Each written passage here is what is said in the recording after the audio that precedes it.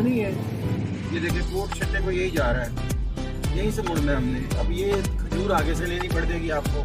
Free भी है काफी लोग तो इनको शुरू नहीं कोट छट्टा का यहाँ से निकल रहा है तो बहुत बाईपास से भी निकलता होगा रोड, ये तो लिंक रोड है। नहीं तो ये देखे ना वो सामने जामपुर कोट छट्टा, यही तो रोड दिखा रहा था मैप पे। ये वो देखें गई भैंस पानी में, गई भैंस पानी में।